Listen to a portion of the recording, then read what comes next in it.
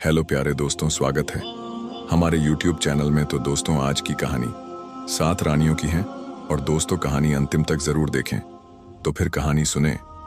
बहुत समय पहले हिमालय की तलहटी में स्थित एक सुंदर राज्य सप्तशिखर हुआ करता था। इस राज्य का राजा राजेंद्र सिंह अपनी 7 पत्नियों के लिए प्रसिद्ध था। इन 7 रानियों का नाम था रत्नप्रभा, चंद्रलेखा, सुमित्रा, पद्मावती, रुद्राणी, अंबालिका और मणिकर्णिका। राजा ने इन 7 रानियों को एक जैसे महल में रखा था, लेकिन हर महल का एक विशेष रहस्य था। रानियां बहुत सुंदर, बुद्धिमान और गुणी थीं, लेकिन अजीब बात यह थी कि वे एक दूसरे से शायद ही कभी मिलती थीं।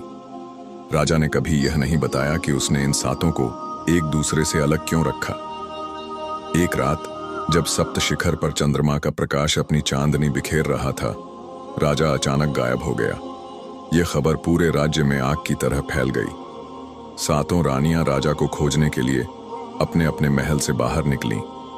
जब रत्नप्रभा राजा को खोज रही थी तो उसने देखा कि महल के पिछवाड़े एक गुप्त सुरंग है। उस सुरंग में वह जैसे ही अंदर गई, उसे वहां एक अजीब सी चमचमाती किताब मिली। किताब पर लिखा था, सत्य उन 7 तालों में बंद है जिन्हें खोलने की चाबी तुम्हारे हाथ में है। रत्नप्रभा ने यह बात अन्य रानियों को बताई, लेकिन जैसे ही उन्होंने किताब को पढ़ा, किताब जलकर राख हो गई। चंद्रलेखा ने कहा कि उसने एक रात राजा को एक अजनबी महिला से बात करते देखा था, जो किसी गुप्त खजाने का जिक्र कर रही थी। यह सुनते ही सभी रानियों के मन में शक पैदा हुआ। 7 ने मिलकर यह तय किया कि वे राजा को खोजने के लिए गुप्त सुरंग के रहस्य को सुलझाएंगी। सुरंग में आगे बढ़ने पर उन्होंने देखा कि वहां 7 अलग अलग दरवाजे हैं और हर दरवाजे पर एक अनोखी पहेली लिखी हुई थी। हर दरवाजे की पहेली रानियां एक एक करके पहेलियां सुलझाती रहीं।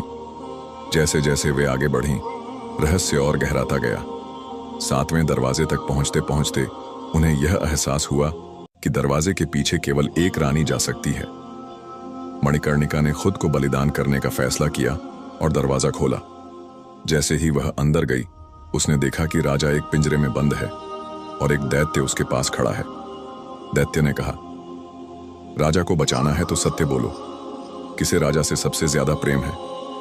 यह सुनकर 7 रानियां वहां पहुंच गईं और एक स्वर में कहा, हमें राजा से समान प्रेम है। दैत्य यह सुनकर गायब हो गया और राजा आजाद हो गया। लेकिन तभी राजा ने कहा, तुमने मेरी परीक्षा पास कर ली। मैं जानना चाहता था कि क्या तुम एक साथ मिलकर काम कर सकती हो। अब मैं तुम्हें एक ऐसा रहस्य बताऊंगा जो तुम्हारी जिंदगी बदल देगा। और फिर राजा ने 7 रानियों को वह खजाना दिखाया जो केवल उनके सामंजस्य के कारण खुल सका। जब राजा ने 7 रानियों को खजाने तक पहुंचाया तो उन्होंने देखा कि खजाने के बीचों बीच एक विशाल सोने का कमल खिला हुआ था। कमल की पंखुड़ियों पर नायाब रत्न जड़े हुए थे और बीच में एक चमचमाता सिंहासन था। राजा ने कहा, यह केवल खजाना नहीं है, यह हमारे राज्य की शक्ति का केंद्र है।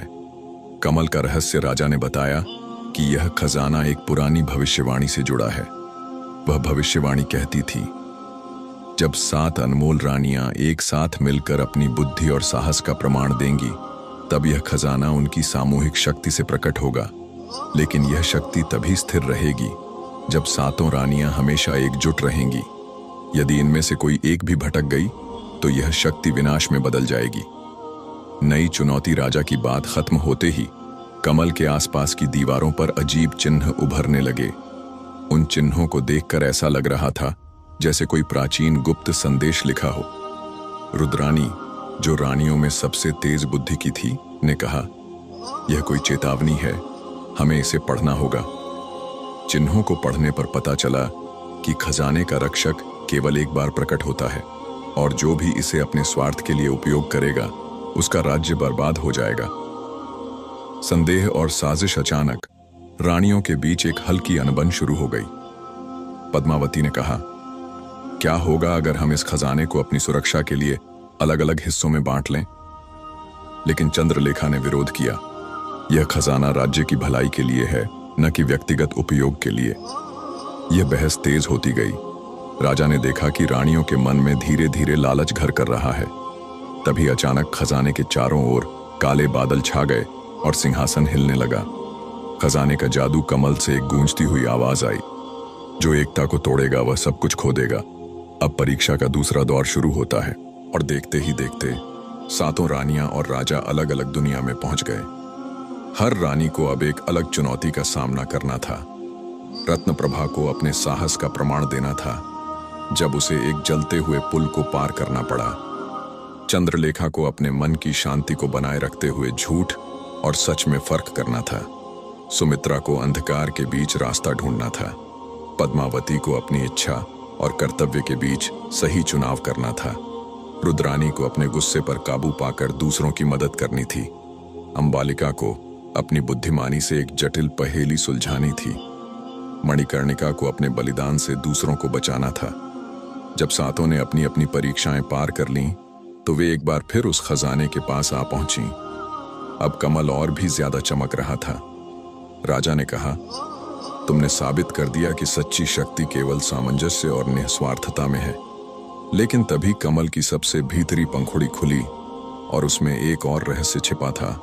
एक किताब में लिखा था, यह खजाना तुम्हारे राज्य की भलाई के लिए है, इसे संभाल कर रखना, लेकिन याद रखना कि असली खजाना तुम्हारी एकता और त्याग है।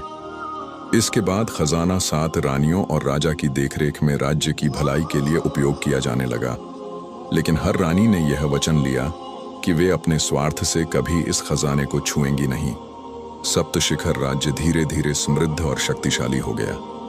7 रानियां राज्य की जनता के लिए एक मिसाल बन गईं और राजा ने उन्हें बराबरी का दर्जा देकर अपने राज्य के हर फैसले में शामिल किया।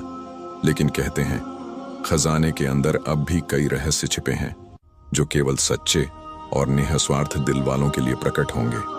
अंत, लेकिन रहस्य जारी। क्या यह खजाना वास्तव में सुरक्षित रहेगा? क्या भविष्य में कोई इसे छीनने की कोशिश करेगा? यह एक नई कहानी की शुरुआत हो सकती है।